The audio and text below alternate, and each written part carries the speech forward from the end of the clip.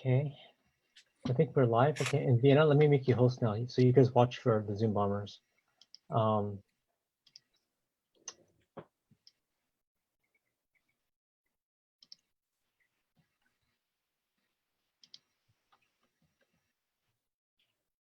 Okay. Okay, so we're live, guys. So Chris, David, Kathy, thank you so much for joining today. Yeah, so the city, like most other cities in the country, have been doing their part to make sure that everyone's healthy and safe. But the consequence of all the sheltering in place is that pretty much our economy is seizing up, and all the major revenue sources for cities have been plummeting. So our city, for this quarter, we're thinking about a $20 million shortfall in our revenue. And I think conservatively, city staff says that we're going to lose or have less revenue next fiscal year, so starting in July, of 30 million, which actually is a lot less than other cities. So other cities like Santa Monica, I think, Kathy, was like what, 170, 180 million? I think they said 72 million for fiscal year 2020, and then I think it was like 152 or 154. Yeah. So it's a lot larger, which was a little surprising because I think in general most cities have had a cut of 10 to 15%, sometimes even more. And so pretty much all the cities around us, I think even countrywide, has been hit pretty hard. And so the question is, what do we do, right? How do we weather through this? And so last week, the city manager had a transmittal letter, which he talked about potential cuts. And then he also presented a budget, which was basically just a copy of last year's budget plus everything adjusted upward. And so it had our city revenue going up by almost 20%, and then our expenses going up about 13, 14%. And probably not going to happen given the current situation. And the city manager did commit to getting a more realistic budget by the 11th of May, and has also been open to taking data requests. But that's kind of like where we are right now. And so I'd love to kind of hear everyone's perspective on this topic. I'd like to, I read the two most recent Palo Weekly articles. And I'm wondering what actuals, I mean, the projected in that article was 15 to 20 million for fiscal year 2020, 15 to 20 million. But how accurate is that? There must be some actuals that are available. Also, the run rate of that figure, depending on its accuracy, is $5 million a month, okay, of losses. Yeah. So at that run rate, which I don't know if you know if it's accurate or not, then fiscal year 2021, if you ran at a run rate of losing 5 million a month of revenues, of course, nobody knows what will happen. Then instead of being 30 million, it would be 60. Yeah. I mean, right now the estimate is a lot lower than most other cities, and that's kind of surprising. So maybe we have more robust revenue sources, or maybe it's low. I actually asked every week actually, because the city manager threw out the 15 to 20 million dollar number about a month ago, and so literally every week I've been asking at the council meetings, so how'd you come up with that estimate? Like, so 15 to 20, like yeah, what was the right. logic behind it? What's the methodology? And pretty much I've gotten nothing, right? But I'll continue to ask because I do wonder about the estimate, because if the estimate right now is 15 to 20, what was the logic behind it? And then for next year, 30 million sounds a little bit low. At least. Well, if you have numbers from Santa Monica, which is a slightly larger municipality of 72 million loss, and obviously you could use that as a gauge. I mean, that seems wildly different. Yeah.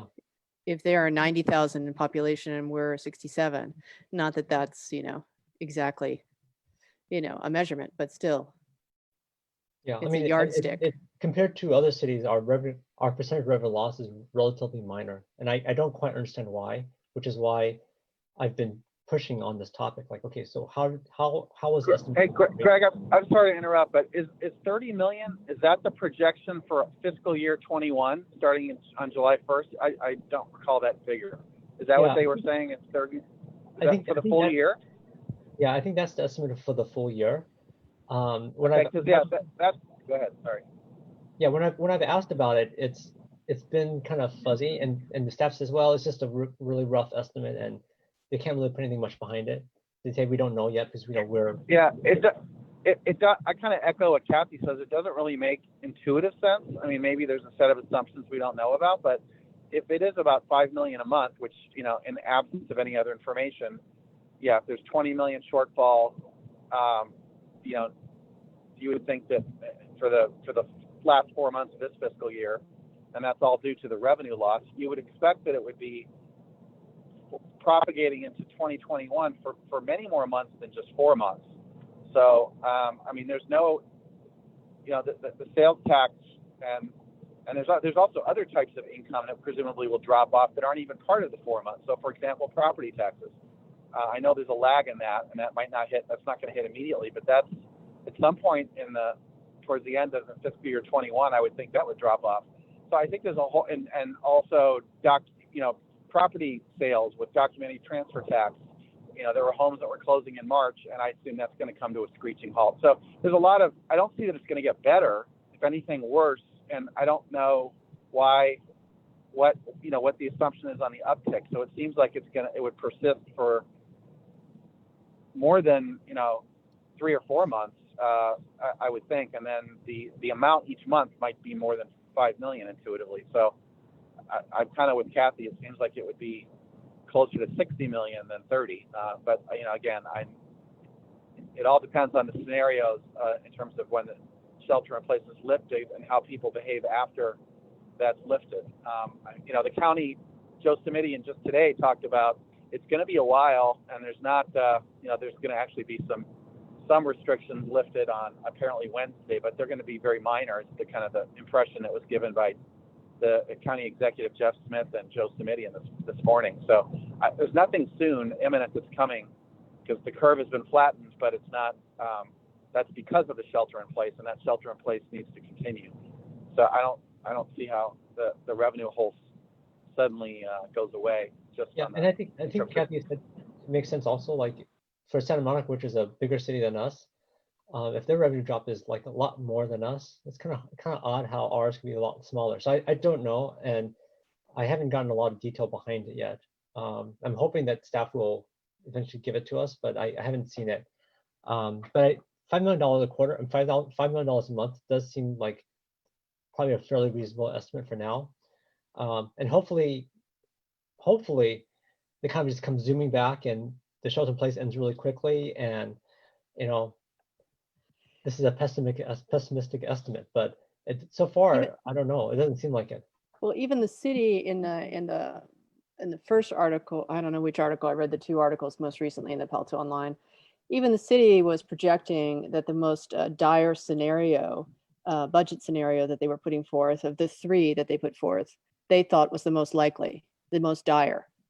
And of course, if you look at the projections from the medical experts and the scientists, of course, they're predicting a second wave at least. You have Tony Fauci saying, COVID-19 is going to be with us in the fall. Of course, what does that mean exactly? But it doesn't necessarily mean a complete lockdown. We don't know, but certainly there's going to be a hit.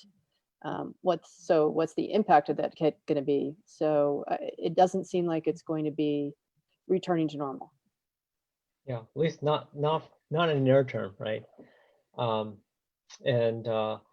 Yeah, I mean, I think 4 million or 5 million. I think it's 4 million unemployed people filed for unemployment last week. We're having the largest amount of unemployment, I think, since the Great Recession or Great Depression, right? So people are saying this is yet another depression. So it's scary. It's really, really scary. Yeah. And so So then comes to the topic of what should we do about it? I think, did all of you guys get a chance to look at the city manager's transmittal letter?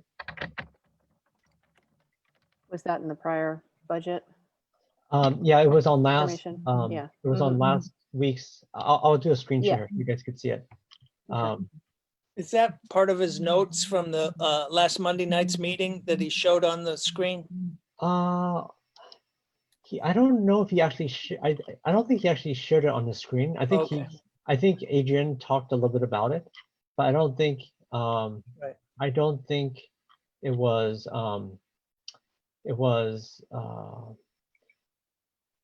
In the presentation. Yeah, I mean, not the cuts, but I'll let me bring it up so everyone could see it here. Give me a second. Let me get the screen share going. By the way, I think there's also, well, it was certainly in the city council packet as an attachment, and it was also shared, I believe, at the Friday table talk that Adrian Fine and Ed Shikata shared. So I think, by the way, that might be a forum to ask any questions as well. I think they're inviting residents to ask questions or share concerns. Yeah, on each actually, Friday talk. did any of you guys attend that session? I watched it because there was a replay of it, so I just watched it, not live, but it's on YouTube. Yeah, I actually put it on at the time and they did not allow live questions. You had to submit a Interesting. question Okay. somewhere else, Okay. which I didn't know about previously. And so no live questions. So It seemed useless to me since there were no live questions, I see. in that regard, Was there anything in there that I stopped watching since, Okay. No, it's nothing specific to the fiscal other than reiterating that there's a May 11th. I believe they mentioned that they would be coming back with a budget and there'd be some tough choices. It's just pretty much echoing Monday's city council session, but nothing specific. So let's see. So I have this, and Chris, I know you're driving, so you can't see this, but so here are some of the things listed in terms of what to do, right? Although I think the first thing we should do is know, like, have a projection of what we're going to have, like a realistic projection, because I think in most of this report, it doesn't have that. But so I think that's the first step. So when you know what we have or likely to have, it will probably change, but at least we know what we have. So there's the city manager says, these are some of the things that they talked about. So hiring freeze, non-essential travel, et cetera, et cetera. Basically stop funding the infrastructure. And then, in terms of the city pension stuff, there's also, by the way, can you guys see my screen? I don't know. yes. Okay. Yes. Basically, maybe pausing the pensions, the funding of the pension fund. And then, this is what to do to help the revenues, to try to help the businesses come back. And then they talk about public safety stuff, like well, there's a whole bunch of stuff in here, but police patrols, reduce officer training, uniform purchases, and things like that. Community library services, planning infrastructure, internal services and counterpoint officers. So yeah, so those are the broad kind of things outlined. And I think there's actually a lot more than this, but this was kind of the ideas thrown out. None of this is reflected in the budget yet. Hopefully on 11th it is.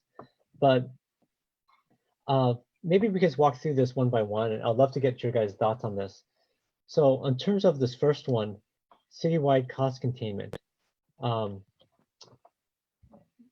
What's your guys' thoughts on this? So it says, we will explore additional cost containment through continuing a hiring freeze and freezing all non-essential travel, limiting current vacancies, and reducing future vacancies through attrition and or implementing furloughs with corresponding service reductions such as reduced walk-in office hours. Any thoughts about that strategy? I had a question about the travel budget. You know, it might be small potatoes in the bigger picture here, but how much money is in the travel budget to begin with? And then what constitutes non-essential travel? Mm. I mean, does that mean people are still flying on airplanes and staying in hotels because of something considered essential? I mean, so who decides what's essential? I'm just, you know, I got a bunch of questions about that. Well, that's a good comment. Because we can submit requests for data, and so this is one of the data requests we could have. So I'm going to start creating a list of this. What is non-essential? Big is travel budget. Okay. And as you guys have other ideas, let's make note of it. Okay. Well, I mean, what's the money associated with this? There's just some ideas thrown out here, like it's spaghetti thrown against the wall. So what are the potential savings, and what are the potential proposals that's within this highlighted citywide cost containment that you've highlighted here on the screen? Yeah, it's very, very high level, no numbers, so it's hard to make Well, decisions. obviously that's not going to work. So Yeah. when are the details going to come through, and they've talked about these 3 You know, scenarios. So Yeah, it seems I'm going to probably lose you guys in a bit, so let me just get a couple thoughts.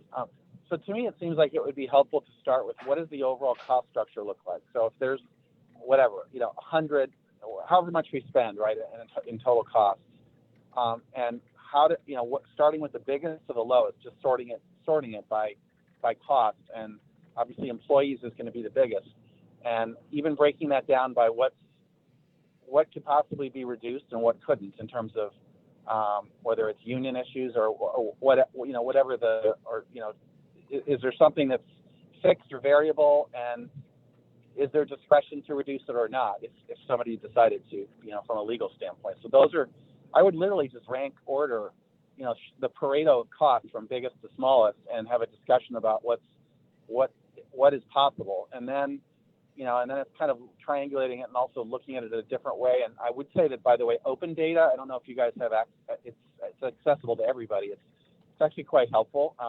It's on the City of Palo Alto's website under administrative services, and you can look at the cost down to they call it line item details, but I'm not sure I would call it that. But, you can kind of see in any given department how much is being spent on costs. Now, they don't break it out by employees versus vendor contracts and all that, but you can at least see, for example, how much do we spend on legal costs, or how much do we spend on accounting costs and those kinds of things. And you can also see a 5-year history. And so that's kind of useful as well. So as far as, a data set to at least be aware of that already exists.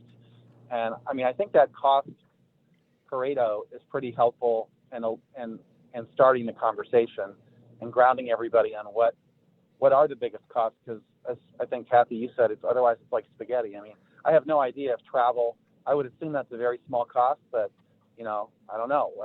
It does beg the question, why is there any? But same with consultant expenditures, like some of it is probably you have to do, and some, most of it you probably don't. So those are always like discretionary things, but they might be very small. And so I think it's important to get grounded on what's the biggest to the smallest, and what's discretionary and what's not, and kind of I'll call it almost like a matrix, but starting from the biggest, the rows on the spreadsheet are biggest to smallest, and then across is it discretionary, or can it possibly be reduced or not, and then go from there. Yeah, I think that makes sense. I suspect that most of our costs actually are employees, and probably what's also important is the breakdown for which services, right? Yeah. Yeah, I mean, Greg, I mean, when I looked at the city budget and was comparing it to the school district's budget, 80% of the expenditures in the city, I don't know if that sounds right to you, seem to be labor, salaries, and benefits, as opposed to the school districts is 86% in the last budget book I was looking at. So does that sound about right? 80% or For the city, yes. more or less? I don't know. So it's hard to make significant cuts of any type without digging into the labor, obviously. And to Chris's point, as to what can be done, obviously if the other cities that we've just been mentioning have been taking action, whether it's a citywide cut for salary, or whether it's furloughs, or whether it's some other labor action. Obviously, Santa Monica is doing, what did they call it? Voluntary separation. So it seems as though if other cities are able to take these actions, I don't understand why the city of Palo Alto would not be, although I know, different contracts and et cetera. As far as I know, I think we're the only city that's doing paid administrative leave for as long as we are, which is to the end of June, for the rest of this fiscal year. Is the county, I also was going to ask, is the county doing anything? The county, I had no idea how much money they spend until I looked into that. But I also want to, that would be an interesting thing, because there's a lot of costs at 70 West Heading in San Jose, that's high rise. I wonder if there's efforts there, because it seems like that's going to be needed as well. But just as a, it's always, I don't know, but. Well, we had a few weeks ago, we had our lobbyists, both state lobbyists and federal lobbyists in, and we asked them, so how much money are we likely to get from federal and state government? And they pretty much said you shouldn't count on anything. They said it's pretty much going to be zero. The state might reimburse some of our COVID-19 expenses. So like, for instance, I think we're putting some employees in hotels in our city. So they may cover some of that, up to 75%. I was just on a call with some of our legislators in the state on Friday or Thursday. And so there might be some of that will come in to help. But in terms of like the overall revenue drop, there's nothing except for like COVID-19, like direct, like you had to procure a bunch of COVID-19 equipment. That might get some reimbursement, but the 20 million shortfall, that is probably not going to be covered by any of the things on the table right now, unfortunately. Yeah, okay. I think we'll keep on trying, right? And the federal government does have the authority to print money, so maybe they'll print it and give it to the cities. I don't know, but so far I think the stance has been that they will like, we have taxing authority, so it's up to us to figure out how to do it. Yeah, so that's kind of like where we're at on that.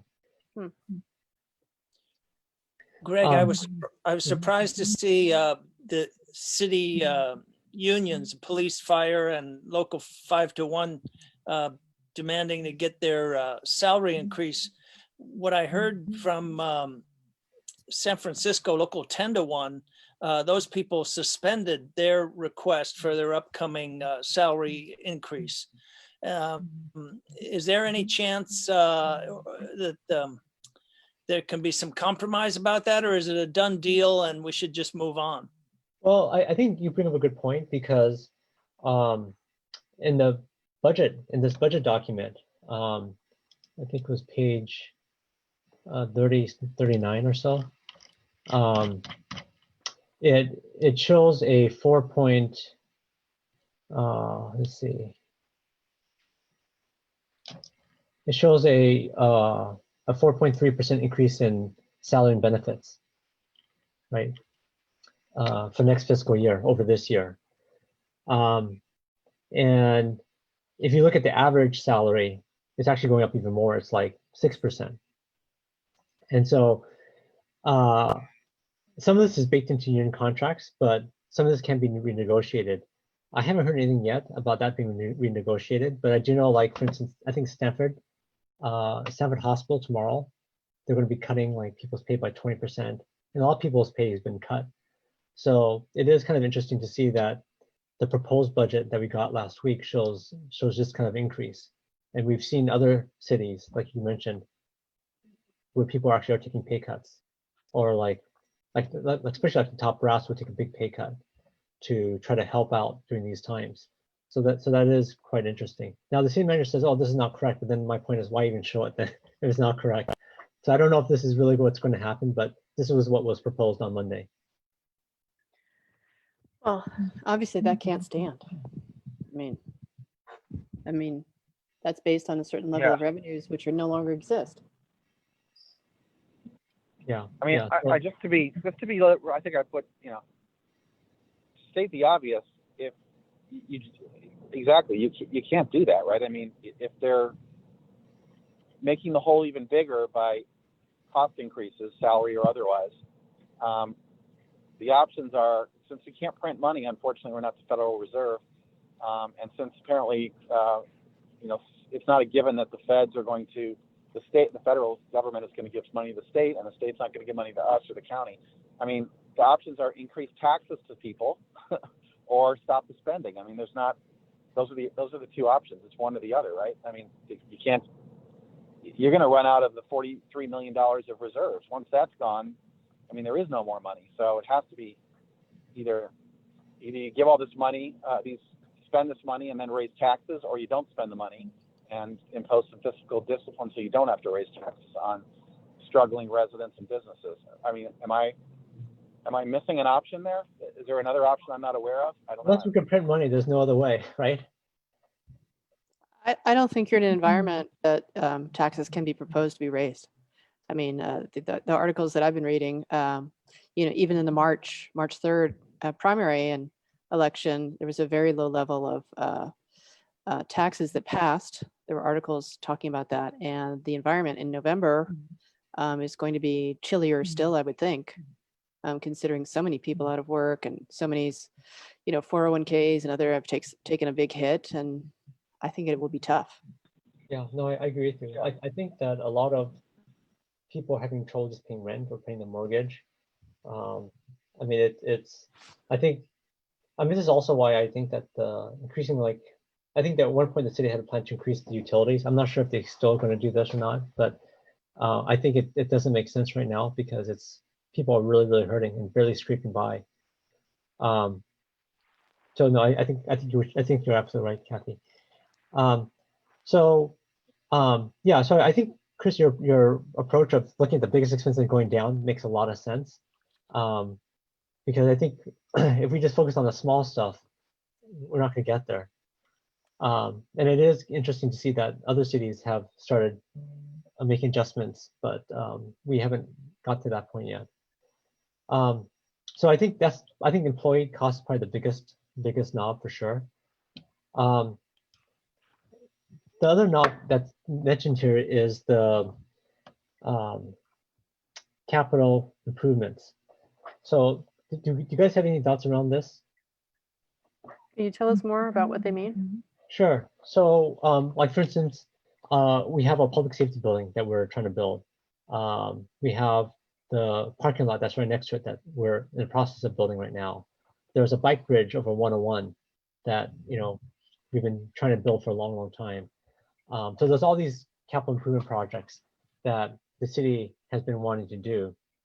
And I think what's talked about here is to stop doing those transfers from the general fund to the infrastructure. And basically that would mean to probably not do some of these projects. And so some of the projects mentioned here are the public safety building, Bolwell Park, and other projects listed in this paragraph. But again, there's no dollar figures here. I mean, some of the stuff could be looked up, but it's not really clear. But so basically, it's not clear how much can be taken for each one, and whether either all of them can be stopped, or is it 30 million that you could get out of this, and what's the implication if you do stop these things? Yeah. Well, isn't it also, you can't, I mean, there's some things you're not going to stop forever, right? Like, I'll just pick one, the California Avenue parking garage, or I don't know, other projects that are already, you're half pregnant essentially, right? So you're going to have the baby at some point. So, you have to have, is it going to be by pausing it, which might make, of course, it'll stop the cash bleeding. If you're able to do that, how much extra is it going to cost if you stop it and start it X years later? I actually don't know the answer to that question, but that would seem like a major consideration. And maybe that's, I don't want to say an excuse, but that's essentially kicking the can down the road. If you have to spend the money at some point, and you're going to incur a bunch of penalties or extra costs by delaying it, you know, maybe you shouldn't delay it and cut the cost somewhere else. That's, you know, a longer term solution that might not, you know, people might not want to do. Like, you know, well, you can kind of think about the major costs. I mean, probably maybe some other cost that's not where you haven't started something up immediately, or yeah, I mean, I don't know if that makes sense, but it doesn't seem like it's.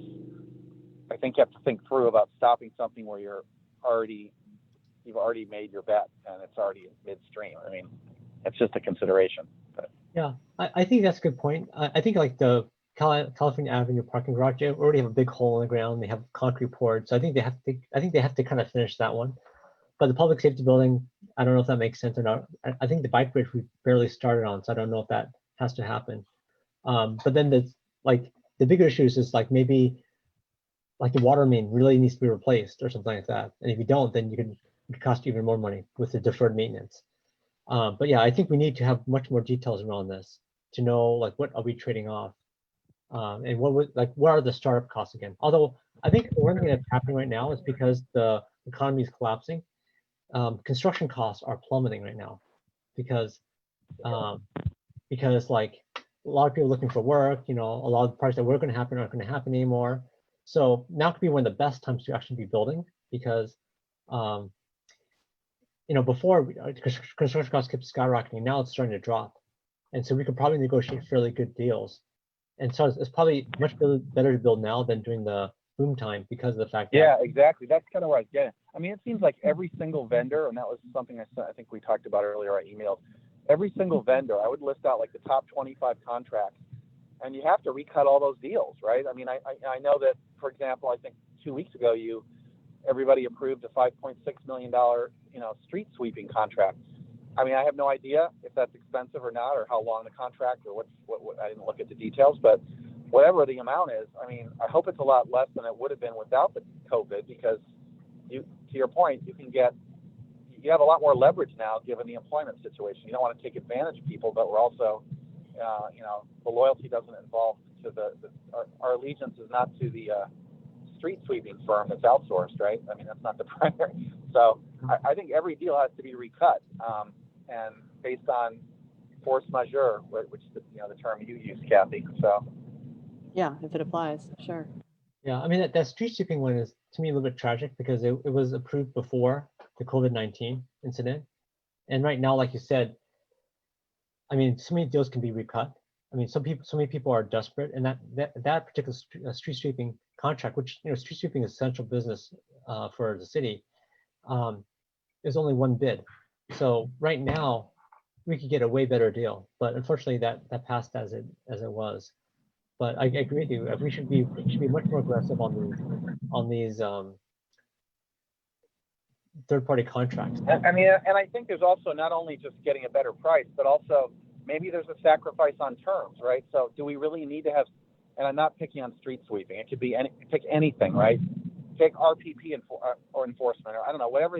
Do we have to do as much of it as we were doing, right? Maybe you do, 20% less of it, and you don't sweep the streets on the seasons where leaves aren't falling, and you do it every other week during those seasons. Or I'm making stuff up, but but maybe you get 80% of the answer without, you certainly don't want to cut that service out. We certainly don't want to cut out RPPs, but maybe there's a way to do it where you get, 80% of the benefit for 50% of the cost, something where you're reducing. It's just an idea of when you're trying to prioritize things, because there's going to be hard choices, right? So yeah, no, I agree. Okay, any other thoughts about the infrastructure projects? Because I do think that we need to know, like, what is the startup cost? I think it'd be good to know, like, I think it's hard for staff to estimate how much cheaper it would be to build now versus like during the boom times, although we could kind of estimate some of it.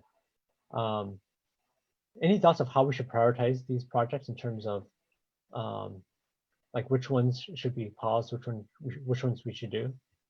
I have a comment. Sorry, Sure.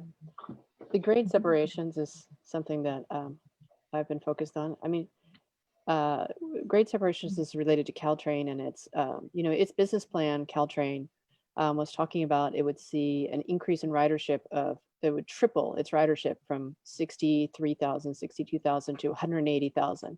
Yeah. And for a variety of reasons that they had projected, which, I never thought at the time was actually, I thought it was questionable.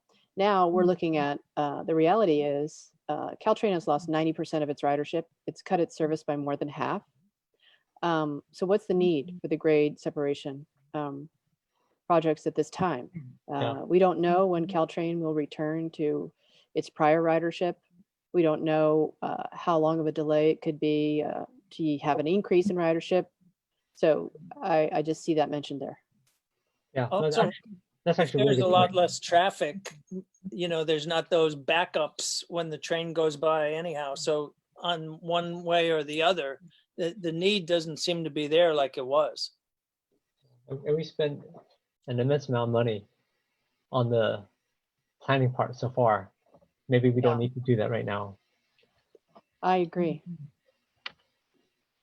Okay, so this next one is actually kind of an interesting one, which is basically to stop funding the pensions that we owe to our employees.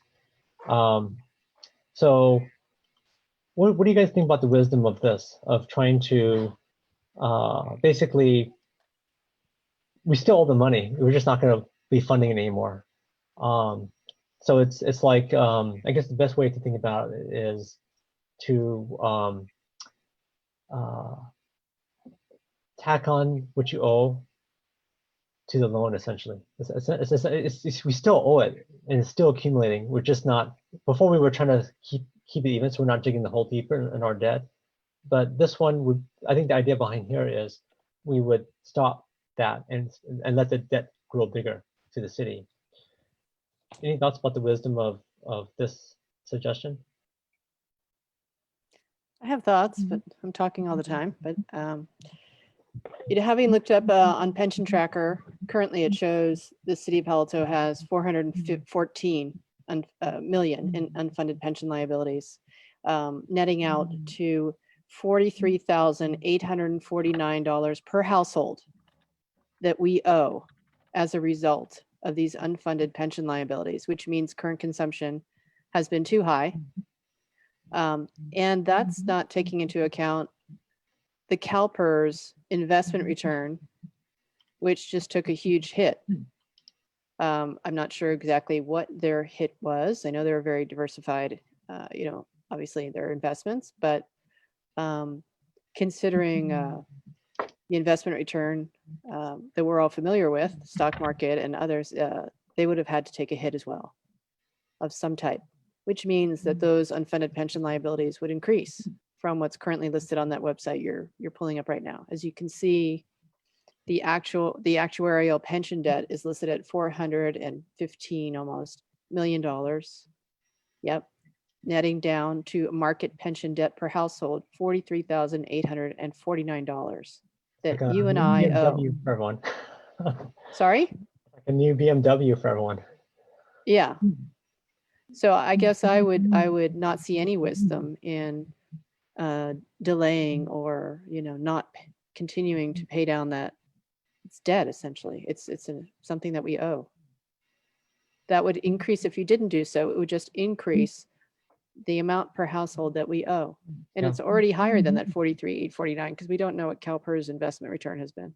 Yeah, this is from 2017, so it's a few years old now. Yeah.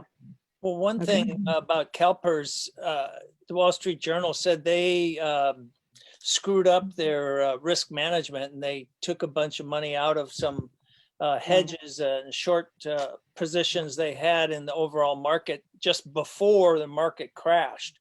So they're even in worse shape than a lot of other pension funds are.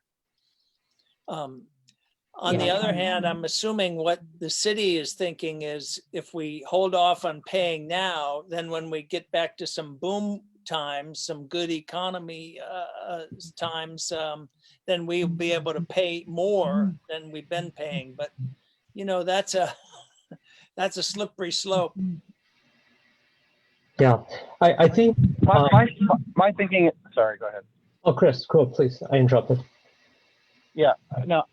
Well, first of all, I agree with both of you. And it seems to me the only solution here is to have an honest conversation with CalPERS. Like, what do you expect us to do? Right? It has to be. It goes back to the point about renegotiating. I mean, it's not really feasible to be funding at the rate that's necessary, given all the revenues drying up. But of course, you need to be able to pay your bills as you go on. But if you can't pay your bills, you got to go back to the person that's charging you, right? And say, we have to stop the bleeding. We can't keep spending like this. And I don't think that's an option, know. Chris. I don't think that's. I mean, it's there's enshrined in no law. way. I mean, okay. No, What? I don't Yeah, think so. okay. I mean, Greg would weigh All in, right. but I think it's enshrined in law. I think you could file bankruptcy perhaps, but short of that, it would have to be a renegotiation. But it's a good point. I mean, a lot of Yeah. I mean, in the private sector, everyone's moved to 401ks, right? Moved to from defined benefits to where it's like yeah, it's Right, but maybe politically, that's basically a non-starter. Not to say that it shouldn't be. What you're saying, right? But I mean, that can't be accomplished. I mean, it's enshrined in law, and I'm just saying that would be a very tough nut to crack. Yeah. Okay. definitely a big worry, right? Because it is a lot of money, right? 44,000. Right? Well, I mean, I don't think you can negotiate with CalPERS is what I'm trying to say. I mean, I think you have to keep paying it off. Yeah, like Chris said earlier, we might as well focus on the discretionary and what we can accomplish rather than the stuff that's, illegal to change, or the contract's already negotiated and there's no getting around it. There's only so much we can do. Great. Okay, let's move on. So so this one is a little bit more on hopefully gain more revenue. So this one starts talking about a little bit about the people, public safety, community libraries, planning and infrastructure. So as we talked about earlier, this is the largest bucket of money that we're spending, right? Is on the people, 80% roughly. And so how do you guys think we should go about this in terms of looking at this? People are the biggest cost. How do we go about and figure out what to do in these different areas? I think you've got to match up your revenues, and you've got to cut expenses to your revenues. However you go about with your methodology or mechanism, whether it's across the board cuts, whether it's voluntary separation, there are different methods to go about that. But if there's not much chance of receiving aid from elsewhere, otherwise you're going to compromise the financial health of the city. Take the reserve funds, not pay off, the pension liabilities. That's your choice, and you're going to burden your households with more debt. Well, I think the challenge with the reserves is that at 43, 44 million, whatever, we're burning through to about 20 million, perhaps more, this quarter. So we could do it for one more quarter like that, and then that's it, right? I mean, then we're out of reserves. At least from the general fund reserves. So, any thoughts about how do we? I mean, if we look at the people, so the city has about 1,460 people, 1,000 of which are full time, and then we have about 400 or 300 to 400 that are part time, and they're spread among these different organizations or divisions in the city. So, how do we figure out, like, where do we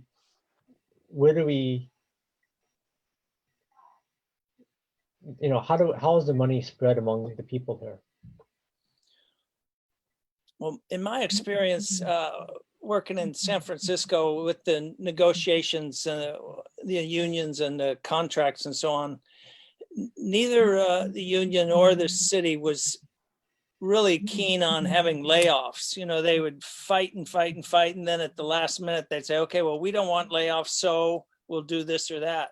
And But before you get there, you have to take care of all the other stuff. You know, the union usually says, all right, well, instead of, you know, cutting our lower level people, give a 10 or 20% cut to the people that are making more than $250,000 a year or something like that. And I'm not sure, you know, in the whole budget, I mean, it's hard to tell just from these kind of generic documents here, like, well, how much is really available to cut from this, that, or the other thing? Like the obvious things like that Allison Cormack was talking about at the last meeting was, well, consolidating the number of libraries, consolidating the number of fire stations.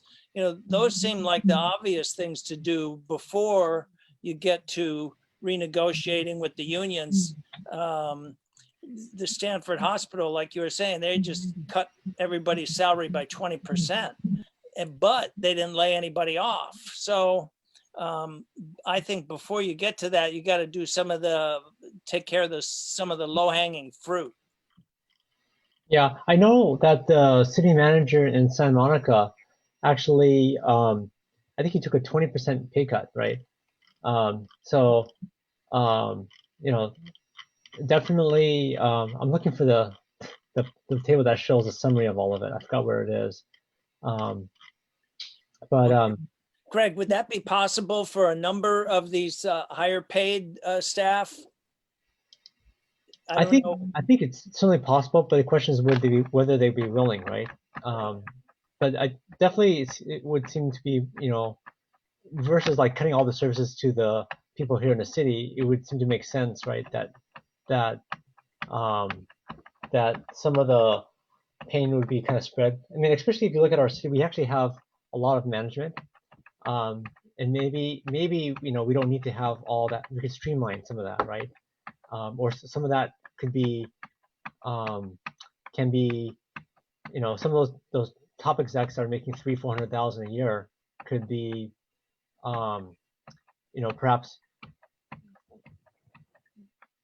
get less pay, right? As an example, right? Do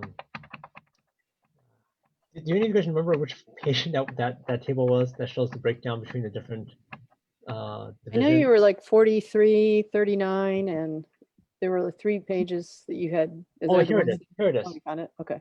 Oh, this is just a general fund. Okay, so this is not the full picture. This is a small slice of our overall budget. But for the general fund, you could see where the money is going. Yeah. So if we look at these different, now of course this is with 13, 14% increase in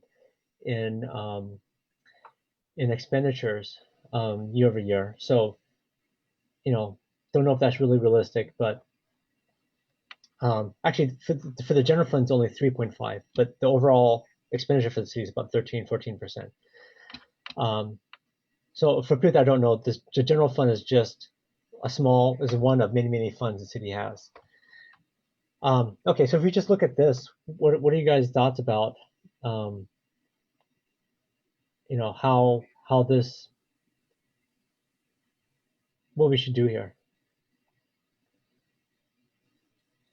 I don't know if it's feasible, but you know, one thing that would seem obvious is to cut the salaries of the highest paid people by a higher percentage than the lowest paid people. But is that actually feasible? I don't know. You know, whoever's making 300,000, you know, if they lose 25%, then they're not going to be hurting as much as, you know, somebody that's making 50,000 and they lose 10%. Yeah, no, it's true. That's true. Yeah, because people that are making less are living closer to the edge for sure.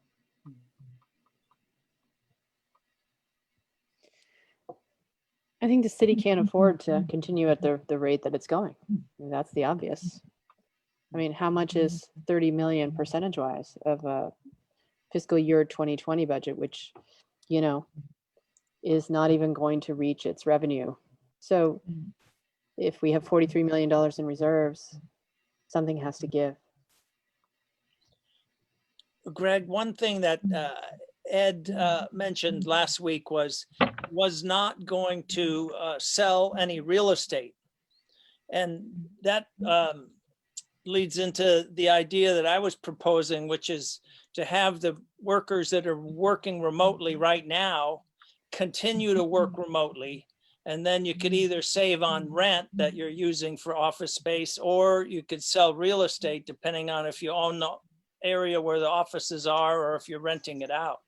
Yeah. But what I'd like to know is how much money are we talking about with that? I mean, roughly half of the city employees are working at home right now. I would think that's a pretty sizable savings if those office spaces were, so the rent was not paid anymore, or you sold it or whatnot. But I don't know, like, what would the number be exactly? Yeah, I think the amount that we pay for rent is actually relatively small. That's not a big expense for us. But there are a lot of buildings that we could rent out and it could be a revenue source. But Right. traditionally, the city hasn't been a very good, or hasn't been a big moneymaker. Not like if you look at Mountain View, Mountain View makes a ton of money on its real estate. I mean, they have a large amount of rent that they get, like in Shoreline from Google and stuff like that. But our city doesn't have that gigantic. We tend not to be into the revenue optimization area. Like we have like the old Palo Alto Medical Foundation building, right? It's been vacant for 20 years or something like that. I mean, most cities wouldn't do that, right? Wouldn't have a vacant property like that for so long. But yeah, I mean, that's one thing is optimization of our rental portfolio for sure, right? We have a lot of assets that we aren't monetizing, which maybe we should, right? Right, but you also have to think about the timing of this, right? I mean, if their projections are accurate and the city has lost $20 million in these 4 months, March through June 30th, and then it loses another 30 million, or actually potentially another 50 or 60 million. How are you going to, some of these things that are being proposed are not going to be quick in terms of bringing in revenue. Who's going to be renting things at this time? I mean, these are large amounts of money. Yeah. I mean, I think the whole commercial real estate market in general is going to be kind of suffering. So maybe that's not a good way to get money, because it may be very, very hard to rent in this economic environment.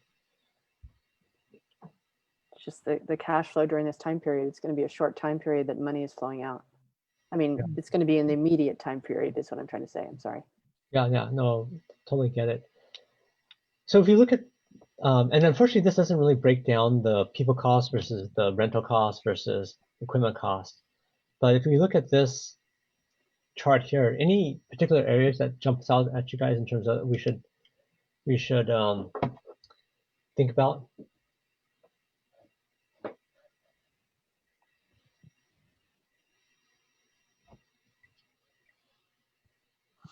Well, looking at the library costs, it's minimal, right?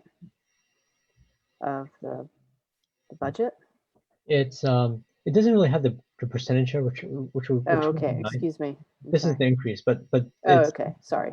Yeah, it's $10 million or 10.4 million out of 238, and 238 is only about, I think the total budget is about 700 million. So this is less than half of the total amount of spend for the city, right? This is the general fund, which gets most of the attention because it has more discretionary money in there, but it's not the full budget, right? This is like half of the budget that we're looking at here, even though there's a whole another PDF that has all the other stuff in there. So, but this is one that people think about in terms of budget. Right, but if you look at the two largest budget items in this chart that you're showing us, it's police and fire. Yeah. I mean, if you're talking about that, you've got to get $50 million from somewhere. Yeah. So the $20 million number that the city manager threw out, $15 to $20 million, is of this budget, not of the entire city budget. If it's the entire city budget, like of the $600 to $700 million, then it's probably gonna be a lot more. And that's what he did say. But we don't know what that estimate is. All he gave us was an estimate for just the general fund. That was only the general fund, and there are other funds. Yeah, we have a lot of other funds. So And do you know if there's an estimate for the other funds that there will be revenue losses? I think there will be, yeah. I mean, like on utilities, So- you have to pay the rent, right? So maybe more. We just there'll have be these more, figures that are maybe 20 and maybe 30, so maybe 50, but then that's only for the general fund. only for the general fund, yeah, which is only less than half than our total fund, than our total expenditures. Yeah, Seems you're operating without any information. Right. yeah. I mean, the big piece, what we really should have is estimate for the total for all the city revenue, which we don't have at this point in time. We only have an estimate for this fund. You know, and that's not the only problem with the current situation. We're going into a recession that's kind of odd because it's related to the virus. It's hard to know, is the economy, going to bounce back more or less in a couple months, or is it going to, continue to be a big problem because the virus is going to rebound in the fall, or, there's so much uncertainty. One of the things I was thinking is maybe a way to deal with that would be to have some, instead of deciding on the budget for the next year, maybe you could go, like every quarter or something like that, and revise and maybe reevaluate what you're doing after 3 months or whatnot, instead of after 12 months. Yeah, I think we'll probably do that too. But I think what we should first do is come up with reasonable estimates, because I think right now, I don't think anyone believes that we're going to do 20% more revenue this year versus last year. I just don't see how that's possible. So I think having a good starting point would probably be a good thing, and then adjusting that every quarter would be good. And I think the city manager said that he was going to have a more realistic budget on the 11th. So so probably probably not going to have as many increases as we have here. That's the first you're going to get information? Is on May 11th? I hope so. I mean, Not before then. That's what he said. Well, I'm not sure. He may send it out the day before, a couple of days before, or I don't know when he's going to send it out. But for the meeting, we're supposed to have an updated budget that reflects more reality. Yeah, because this is kind of a copy and paste budget from 2011 with just everything. Well, I'm just wondering why Santa Monica and Los Angeles can produce forecasts prior to when you had your previous city council meeting, and the city of Palo Alto cannot. I wonder about that myself, right? I mean, it would seem like I've seen almost every other city out there have a forecast for the upcoming, I mean, especially for like this year, right? For the rest of 2020, right? Right now we know a general fund roughly how much of a hit, which is 15 to 20, but we don't know for everything else that we have. And then for 2021, we know it's something like 30 million, which seems a little bit low for the general fund, but we don't know what it is for everything else. So there's big gaps of stuff we don't know yet, or don't have estimates on. I mean, so for me, I'm thinking that we're probably going to have, like every other city, 10 to 15% hit at least. That's what when I look at other cities, that's what they're all estimating. So I can't imagine us being that different. Greg, excuse me, Greg, earlier you said that seems like the management's a little bit top heavy in the city overall. And then looking at the police and the fire budgets, is there, I mean, considering the population here, the demographics and so on, is there a need for that many police and that much police budget? And the same with the fire. I mean, back in the olden days, there used to be more fires than there are these days, but I don't know how that applies to how many firefighters and fire stations and fire trucks we have currently, and how much you think maybe we're spending more than we need to. Well, I do know that because of the fire code's gotten so good, we don't have as many fires happening. I mean, I remember as a kid, there used to be a lot more fires than there are now. You actually see a fire, right? I don't know if last time you guys saw a fire. It doesn't happen. Thankfully, it doesn't happen too often now. Yeah. But what we do have is we have a lot of medical emergencies. So maybe instead of firefighters, what we need are EMTs. and you know, maybe that's where more of the research should be focused on, because we do have an elderly population. So maybe we should have, you know, maybe that's where, and maybe right now I think the policy is whenever there's like someone slipped and fell, whatever, there's a fire truck that's sent out, like a, you know, hook and ladder. I'm not sure it's a hook and ladder. They send a fire truck out along with the ambulance, and I'm not sure that's needed, right? Maybe you just need to send the ambulance, right? So I do think though that's a good question.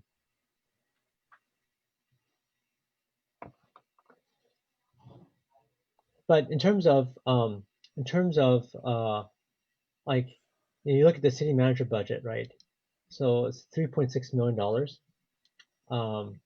Do we need to spend $3.6 million on the city manager's office? I know we have a PR person for a lot of these different offices. Do we need to have a public relations person for all these different departments? I don't know, right? Yeah, no, we don't. Do we? Unfortunately not. Yeah, I mean, I think, and I forgot what table. I don't spend time looking at it, but I think if you look at the tables, I think it's something like 1 out of 5 people are managers, which seems really top heavy, Yeah. right? Do we really need to do that? I mean, can it be 1 manager for every 10 people, maybe, right? Or 7 people, or something like that, maybe, right? The public relations staff, that seems like an obvious place to cut. Yeah, yeah. I mean, I don't know. I mean,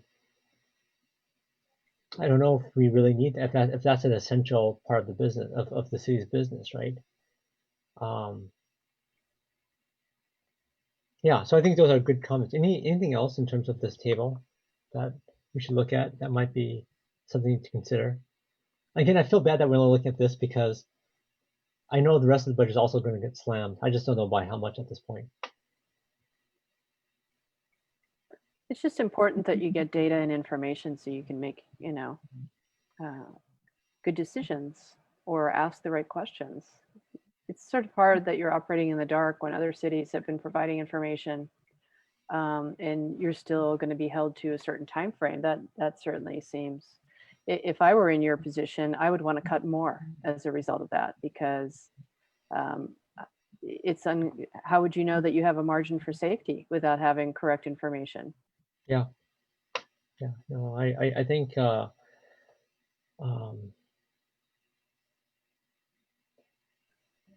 mean, I'm really worried that we're actually past a recession and a depression, and so Yeah, yeah. sure. Right. Okay.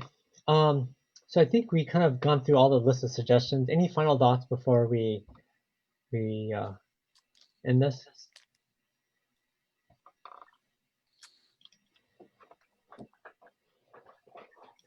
I sent you, you know, what I'm looking at in terms of the combination of pollution and cuts and the budget cuts. If you could get more information about those two things, I'd appreciate it. Okay. Kathy, any other final thoughts? I just think that everybody is poorer these days. And Ed Shikata mentions in the article that there's to be shared sacrifice. So I haven't, you know, yet seen proposals that really represent shared sacrifice. I don't think that it's just the residents that should be sacrificing by taking on additional debt. Everybody has to sacrifice. Yeah, I think the purpose of the city is to serve the people that live here, right? They need to come first. I agree. And so I think we want to take care of our employees, but we have to take care of the people that live here first. I think they must come first. Yes, thank you. Okay, so I think that's it. So thank you so much for taking time out of your Sundays to chat with me. It's been very helpful. Thank you very much. Thank you. Okay, bye-bye. Okay, bye-bye.